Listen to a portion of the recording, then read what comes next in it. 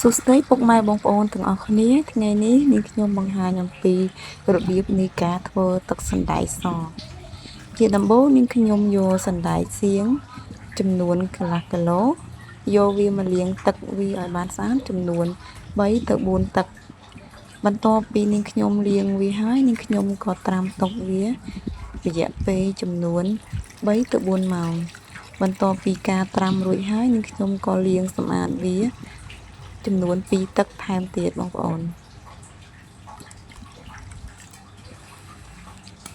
នៅពេលដែលនាងខ្ញុំលាងសម្អាតវាបានស្អាតហើយនាងខ្ញុំក៏យកវាមកដាក់ចូលក្នុងកែវក្រឡុកដាក់ចូលក្នុងកែវក្រឡុកការដាក់នេះគឺនាងខ្ញុំដាក់ប្រមាណជាពាក់កណ្ដាលសិនទេបងប្អូន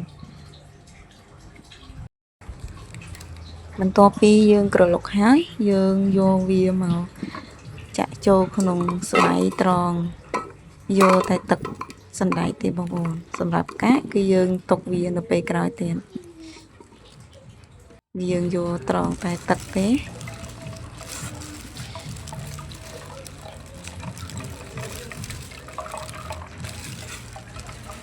យើងពូតវាបងប្អូនពូតយកតែទឹកវាពូតឲ្យអស់ទឹកវាបងប្អូននេះកាកវាបងប្អូនកាកនេះគឺយើងអត់តន់ចោលទេគឺយើងយកវាមកធ្វើក្រឡុកវាម្ដងទៀតអញ្ចឹងនាងខ្ញុំដាក់វាចូលក្នុងម៉ាស៊ីនកែវក្រឡុកវាហើយយកវាក្រឡុកវាម្ដងទៀតអាក្រឡុកនេះយើងដាក់ចូលទឹកវាដាក់ទឹកចូលវាដាក់ទឹកចូលទៅក្នុងកែវក្រឡុកហ្នឹងហើយយើងយកវាមក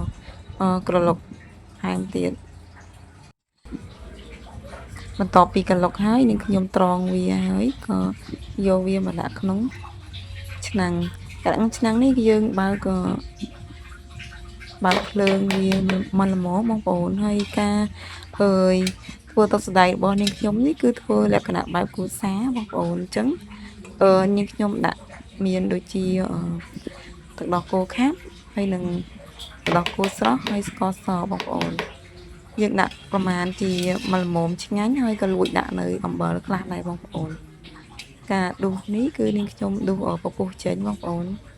គឺនាងខ្ញុំអត់ទុកពពុះទេបងប្អូនដួសពពុះចេញ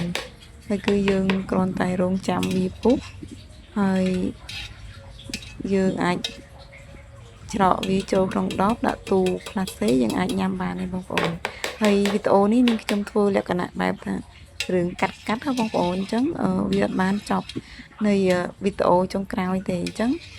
បើសិនជាបងប្អូនមានចម្ងល់ឬក៏ចង់ដឹងអំពីការធ្វើទឹកសណ្តែកទៀតនាងខ្ញុំអាចធ្វើជាវីដេអូបន្តទៀតឲ្យបងប្អូនបានឃើញនៅវីដេអូបន្តទៀតបងប្អូនអញ្ចឹងក្រៅពីនេះនាងខ្ញុំសូមជម្រាប